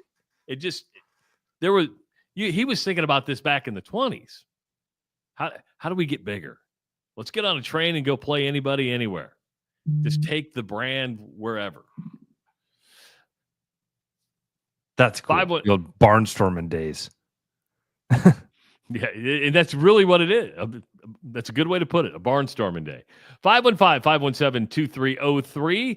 That's the number to call. And again, Derek had the only call today. So I do want to say this because people have asked, and we talked about it on Tuesday, and we got a couple minutes here. NASCAR tickets. Oh, yeah. Okay. We had a meeting yesterday. Ross wasn't there, but you pulled a Caitlin Clark and didn't show up to wear the T-shirt. Just kidding. It's not up there today, but we're going to have you register online like we have other things. But these are electronic tickets. So the race is next weekend. So during this weekend, and I'll send a tweet out when it's ready to go at therushradio.com. We're going to start registering you to get you there, and we'll come up with a way to give them away. But we just want to get your name in there. This thing's sold out. If you go online right now, the cheapest NASCAR ticket at Iowa Speedway you can get is $200. That doesn't include fees. This is a very sought after ticket, and we have 4 to give away. Let me ask you this, Ross, because we haven't determined this yet. You'd think this is problem solving live on the air. Would you give away a 4-pack or would you give away 2 pair? I think we give away 2 pair. I was kind of down that road too. Yep. I like having multiple winners. Each person gets to take a friend, a kid, a spouse. Yeah. I like that. Okay. So Jeff Klein, if you're listening, we're doing 2 pair. We're doing 2 pair. Executive decision right here on The Rush. So, and it may be 2 different ways. So I'd like to get more callers involved so we can get callers involved with that next week. See, and you got to figure out you got to find better ways to sell this, Travis. What you say is we just doubled your chances of winning. Look at you. You should write ad copy all the time. I used to. You should write ad copy. Don't make any money doing that, turns out. Turns out you can be really, really good at that and get fired twice.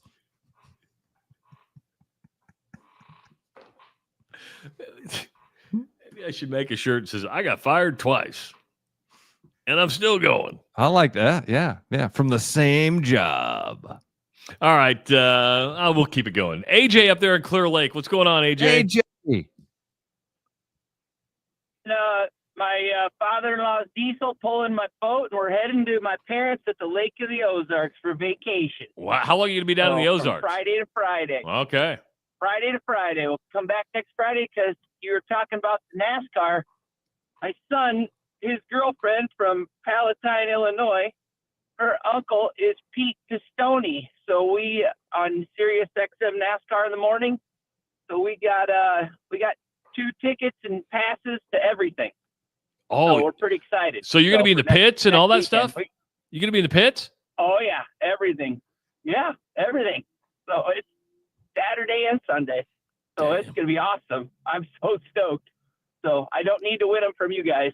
I can hear it, AJ. That's awesome. That's awesome. So, yep. Hey, you said about Gronowski, Travis? Yep. Here's the deal, too, that Kirk can say that now because he's getting paid.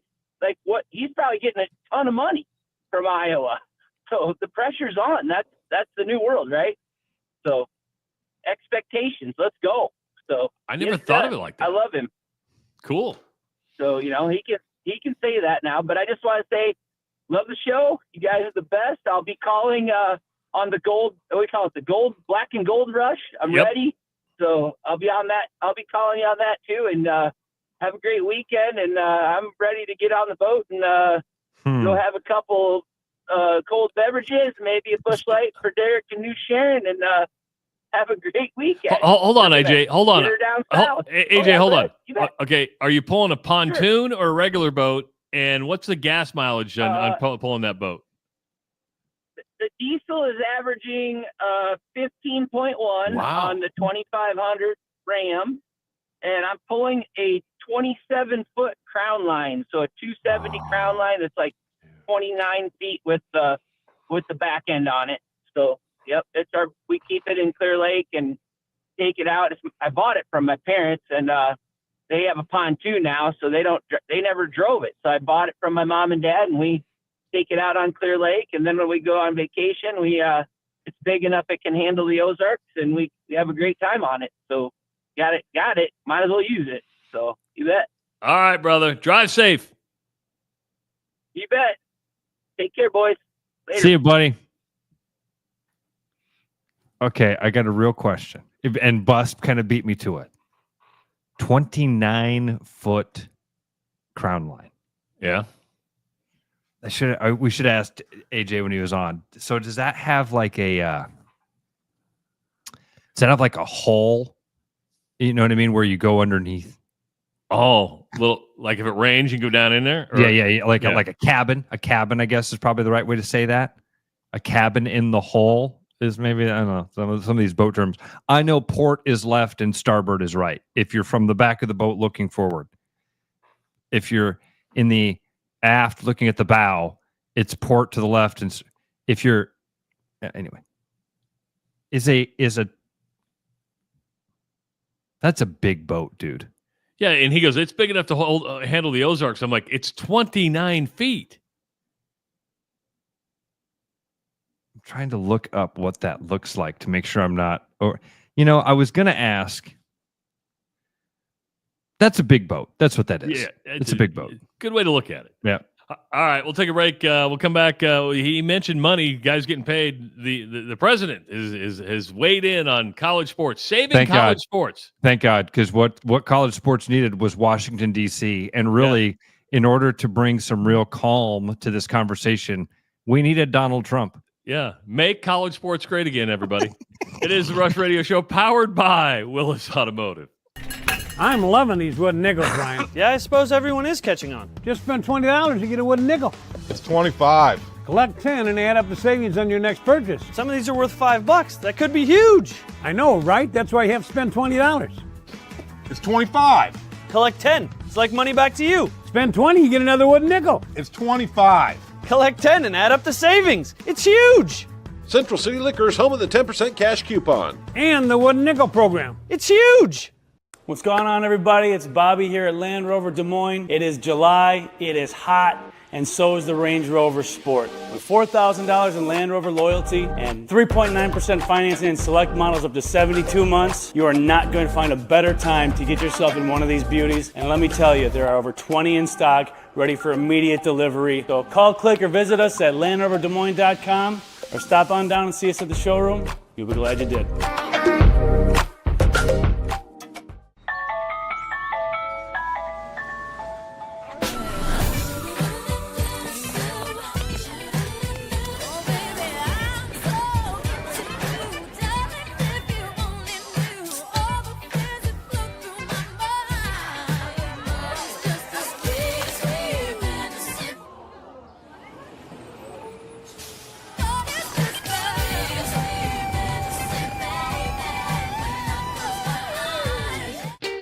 Missing a quality, home-cooked meal?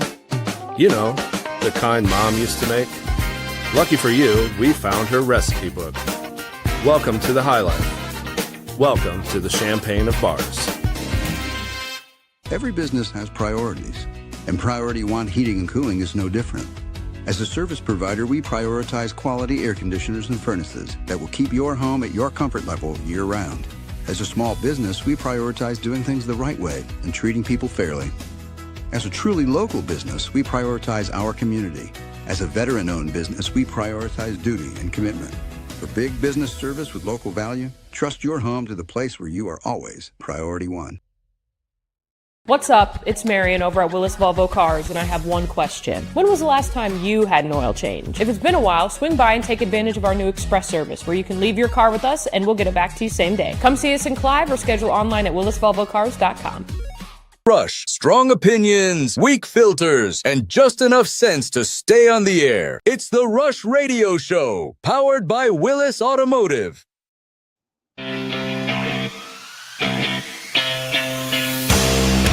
Football right around the corner, folks.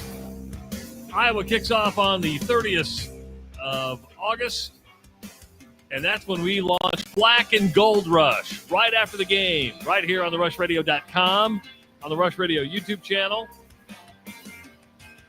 We're taking the old show, we're bringing it online, we're going more calls, less filter, less commercial breaks, because that's what you want, and you'll be able to listen right away, right after Hawkeye football games with Black and Gold Rush with me and Ross Peterson.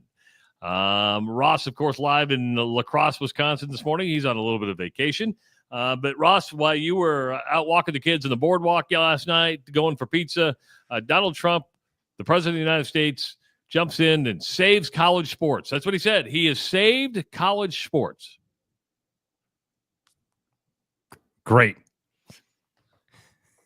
Great. So he does an executive order and then wants Congress to come up with a bill that will become law during this. He couldn't give antitrust exemption to the NCAA because of there was no law. There's no the executive order can't do that. So here's the executive order and save college sports. Scholarships based on revenue, meaning the more money you make, the more scholarships you have to offer. Hear me out. House settlement. They added scholarships in almost every sport. Baseball went from 11 to 20 some. Soccer went up. Women's basketball went up. Women's volleyball went up. Softball went up. Everything went up. But yet we're going to increase scholarships based on revenue. No third-party pay for play, meaning you just can't pay a guy. Well, isn't that what the clearinghouse is for? Isn't that what Deloitte is supposed to? Because you can have NIL deals that are actual marketing deals, but they have to serve a purpose. I swear that's what Deloitte is looking at. Okay, so let's start with the Deloitte thing, Travis. Maybe there's going to be an answer besides Deloitte. Deloitte was always some sort of weird stopgap that you and I didn't even understand, and even the people that were in the know were like, we're not really sure what their role here is. And if they do deny something, they're probably going to get sued, and then they're instantly denying stuff. And so my gut says, I don't care if they want to, if somebody wants to get involved and write something that eliminates Deloitte's role, I think that's a good thing. So I think that's okay. Can you explain the scholarships? The scholarships increase has to be related to revenue. Can you explain what that would mean? He's saying, like, if you're over $100 million a year, you have to increase scholarships for non-revenue sports. He wants, and he actually he invoked, like, hey, we don't want to lose sports like women's volleyball and all. So he's saying, if you have money there, if you're bringing in $100 million or more, you have to increase scholarships. Well, they've already increased under the House settlement. He's saying if you're at $50 million, and I'm using I may be off on some numbers here, but you have to keep, you can't decrease, right? I mean, so there's like, you can't take away, opportunity. He doesn't want sports to get dropped. I understand that. Nobody wants sports to get dropped. I understand that. There's only like 30 or 40 athletic departments in the country going over that 100 million mark, by the way. It's not like everybody's rolling in $100 million a year. And those 30 or 40 probably come from the Big Ten and the SEC. The no third party pay for play. Which by the way has been illegal in the NCAA exactly at the beginning of time. And how many schools broke that rule? Every one of them? Oh, all of them. All of them except for the ones that won't admit it. Right? Yes. All of them except for the ones that won't admit it. Because a lot of universities would stand up and go, we never had a player accept any impermissible benefits. Okay. And then you put the caveat on there, you risk your federal funding for your institution. Really? Okay. Yeah, death penalty. Otherwise, we'll issue the death penalty. You pay your players, and we'll eliminate your program. Yeah, we tried this in the 80s with SMU, and what? Stop. You're going to prevent third-party pay for play. Man, this is exactly what the Supreme Court was saying. Hey, you can't do this. You guys can't do this stuff. You guys can't restrict these kids from getting stuff. You can't restrict them. You shouldn't be able to do this. There's a little bit more of a free market that has to be at play here. If somebody has money and wants to give it to somebody else for a service, who are you to stand in the way of that? And by the way, you won't. You won't. You can write this rule. You're just going to push it under the table again. We all know this is the libertarian in me here. Less government here is a good thing. Keep government out of college sports. Which takes me to the very first thing you said that cracks me up. There's an old adage in politics with the names of bills. The name of the bill does the exact opposite thing of the name of the bill. Save college sports. It does. This is an old adage. The name of the bill, because they all have these cute names. They all have beautiful bill. Names. The big beautiful bill, which is neither beautiful. I think it's pretty big, actually. Maybe that's the name of the bill is, and this is not a Republican or Democrat thing. They're both guilty of it. This is a Washington sucks thing.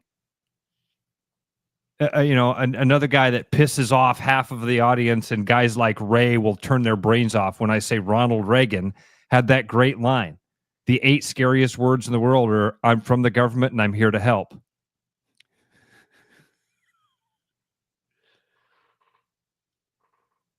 And that's what this is. We're going to the Save College Sports Act. Like with a lot of things with politics, follow the money. Follow the money. What has truly happened here is somebody has lobbied to the president or lobbied to other people in the Republican Party and said, dude, we don't want to share the money. Can you guys jump back in here and make it so that these kids that we're restricted on the scholarships and we're restricted on who can pay who? Because, man, it was a lot easier to cheat when there were these rules that people were following. That's what like the ugly way to say it is that Donald Trump, he hasn't sat down and thought about college sports and come on, save college sports. And then you threw another name in there that makes me feel like, oh, Linda McMahon's in charge? We're good. We're good. Remember, we just got talking about the wake of human destruction that the WWF has left. The type of people, the type of human beings, and we're gonna run out here and don't worry, guys. Linda McMahon is gonna save college sports by attaching scholarships directly to revenue and making sure that no third-party pay-for-play happens. You're also going to restrict alcohol sales? You're going to make sure nobody's smoking pot on campus? You going to write those rules too? Do you want to make sure that the college kids aren't having sex in their dorm rooms? Because you can write those rules, but you know what? Put them all on paper. Go ahead.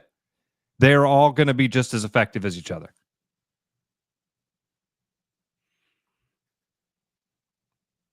I asked the 2 college football players last night, I got 2 questions for you. I go, does the executive order affect you guys? Because I'm sitting next to a pretty highly paid quarterback. Yeah. Very highly paid. He goes, no, we don't think it does. He goes, we don't know how it, they're like, I go, okay. And then I said, hey, has anybody been turned down from Deloitte on your team? Nope, not one person. I go, that's contrary to what we've heard. He goes, no. He goes, I actually got that question at media days, and people were asking me that, and I don't know any of my teammates that have been turned down by Deloitte, which to me is good, right? I mean, we've heard somewhat of 80%, but then when you hear one team's like, no, we haven't heard of anybody on our campus that's been turned down. Yeah. So and who knows? Who knows which one of those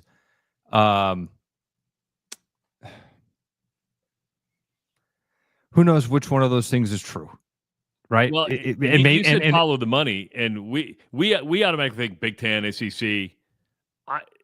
Charlie Baker from the NCAA is like, hey, we've been asking for a federal oversight of this. It's the NCAA that's thinking about this because that organization is massive. That organization it's bureaucratic. It's a political organization.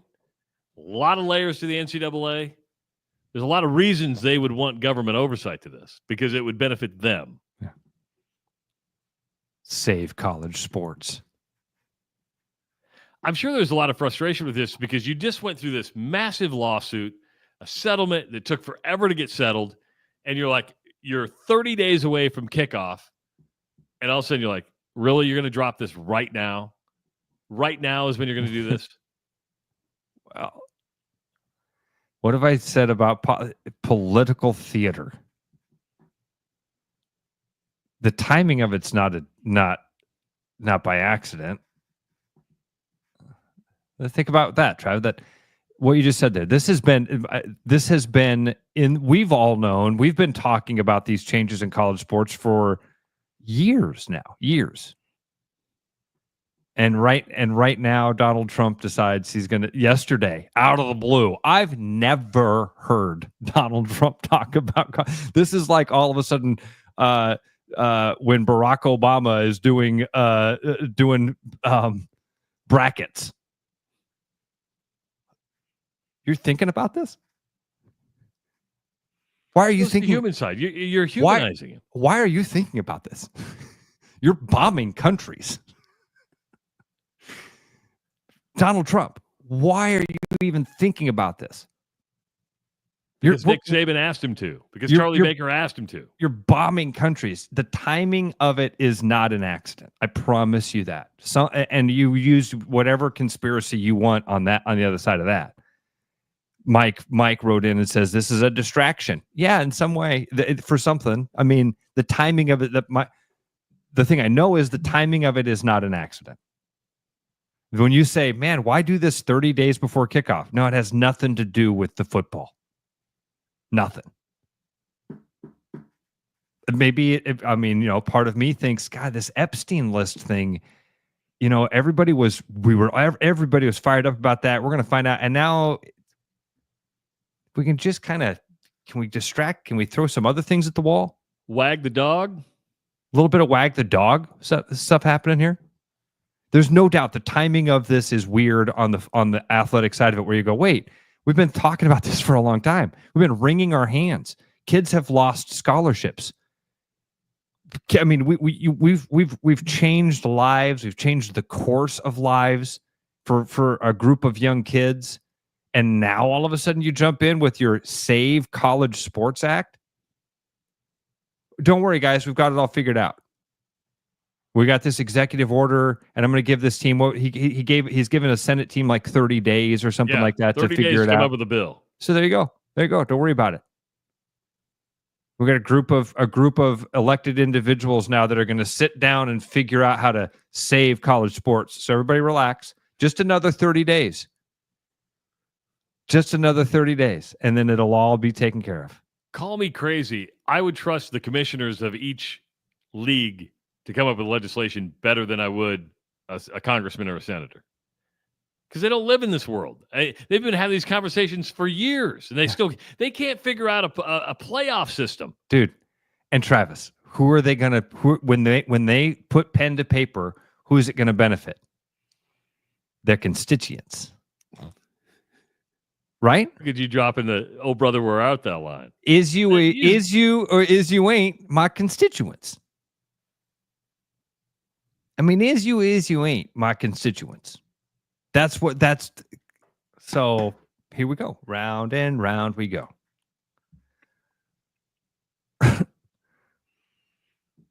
Politics is a freaking joke. I really hoped that Donald Trump would be the veil that would be pulled back and everybody would go, oh, they're all clowns. And instead, everybody went the other direction and went, oh, we should all take this really seriously. We should all get really upset. You're getting upset at the Muppets. You're upset at the Muppets.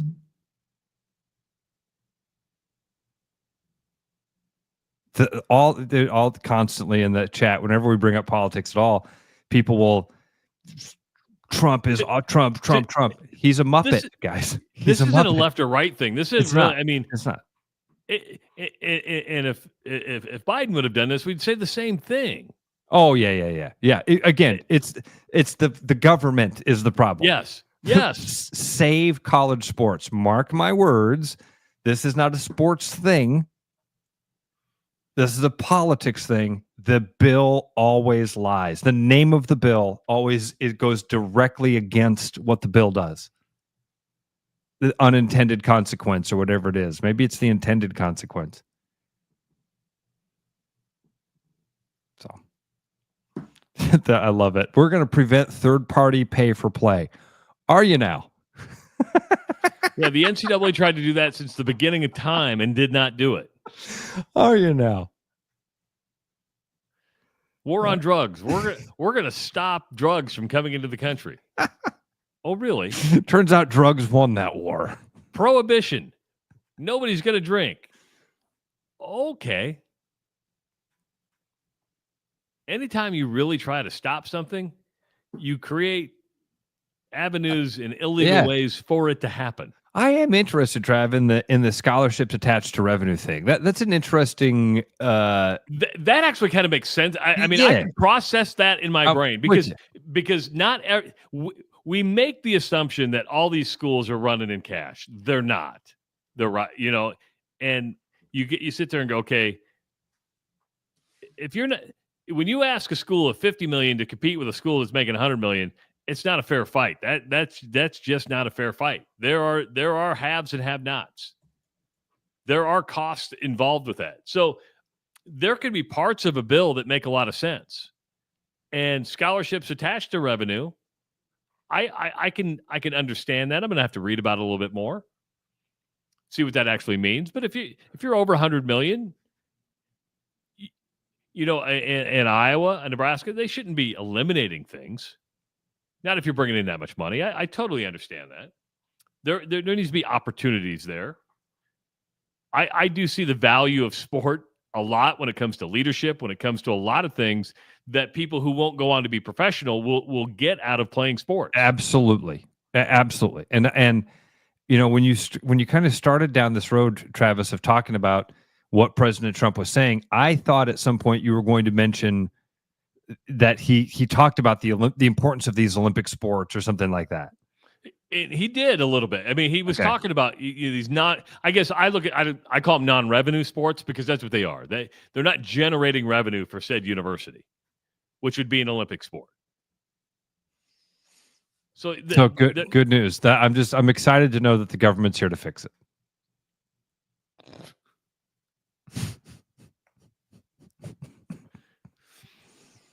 I'm glad you used the Reagan line. That was funny. I'm with the government. Yeah, I'm here to help. I'm from the government, and I'm here to help. I like what Skinner says. Pay for play illegal again? It was cheaper. Probably, he's not wrong. It was cheaper in the old system. Brown bags of $100 bills were a lot cheaper than the millions that are being thrown around right now. The old system of illegality was a lot more affordable than it is now. The only thing that's been exposed over the last, and Ross, you've known it because you've been on this bandwagon for a long time. The thing that's been exposed is people are really seeing how much money's involved with college sports now. You're like, we're not talking millions. We're talking billions. Yeah. With a B. If you zoom out a little bit and give this thing some time, we're talking about billions of dollars in a decade.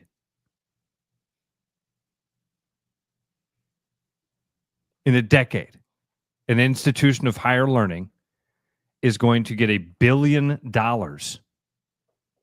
from a television contract for the football team. And the system's broken. It's like, again, we talked about this a couple weeks ago. This reminds me of when Manny Pacquiao was making, or Floyd Mayweather is making, $50 million a fight, and boxing is dead. Boxing and Floyd Mayweather, did he box? Yeah, boxing's dead. He's making $50 million doing something that's called boxing. And here we are. College sports is broke, and you've got institutions of higher learning cashing $1 billion from television networks to put their football games on the TV. Wild times, dude. All right, that wraps up a week. Ross is going to be enjoying life in Wisconsin. Get as far away from Johnny Sin's counter as I can here. You're going to be driving through Stevens Point today. You stop and get some Point beer. Am I going through Stevens Point? If you're going up that way, you might be. Let's tap the map here. See what the old mapperoo says. You have a map. That's good. I do. Don't forget, look out on our social medias. I'll give you instructions on how to start registering for tickets to the NASCAR race next week. We'll have some fun doing that. And everybody be safe this weekend. Have a fun weekend. We'll be back Monday morning at 6 a.m. on the Rush Radio Show, powered by Willis Automotive. Hey there, I'm Jake Schneider, Service Supervisor here at Willis Nissan. With summer heating up, now is the time to make sure that your vehicle is ready for the road. This July, we're offering 10% off coolant exchanges to make sure that your engine is running cool, and 10% off fuel air inductions to make sure that your Nissan engine is performing at its absolute best. And for veterans, we're taking off an additional 5% for a total of 15% off as our way of saying thanks. So stop on in or schedule online at willisnissan.com. Body Armor. Real hydration with electrolytes. No artificial dyes and coconut water. Choose better. Body Armor. With over 260 beers on tap, El Bait Shop isn't just another craft beer bar. It's the best. Beer lovers know. El Bait Shop, 200 Southwest 2nd, Des Moines. There's a new spin on casual dining near Drake University. Lucky Horse Beer and Burgers. Craveable faves, flatbreads, delicious burgers, frozen cocktails, and a crazy cool vibe. Get to Lucky Horse Beer and Burgers today. Are you thinking about buying a home this year? Start by getting pre-approved with Gary Presnall at Northwest Bank in Des Moines to see how much you can qualify for and what loan programs meet your needs. Gary can get you pre-approved in 30 minutes or less with a pre-approval letter to you. Gary offers first-time home buyers programs, VA loans along with FHA, IFA, and conventional loans. Call Gary at 515-975-6767 or find his profile at nw.bank.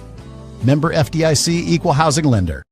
Is your vehicle in need of some summer cleaning this year? Come into Willis Chevy for your full detail today. For the month of July, we are offering a special of $249, and that includes the interior and exterior with a wax. Give us a call to get scheduled or do it online at willischevy.com. Bread is made from scratch, freshly baked with locally sourced ingredients and love. At Big Sky Bakery, we take great pride in our delicious products. We know you'll enjoy them almost as much as we enjoy baking. Looking for the perfect golf escape? Experience links-style golf right here in Ames at Coldwater Golf Links. With rolling fairways, large greens, and unique routing, it's golf the way it's meant to be played. Whether you're a seasoned pro or just starting out, you'll love our course's welcoming atmosphere and friendly staff. Grab your clubs, book a tee time, and make every round unforgettable. Coldwater Golf Links, where great golf leads to great memories. Visit coldwatergolf.com to book your round today. Back to the Rush. Strong opinions, weak filters, and just enough sense to stay on the air. It's the Rush Radio Show, powered by Willis Automotive.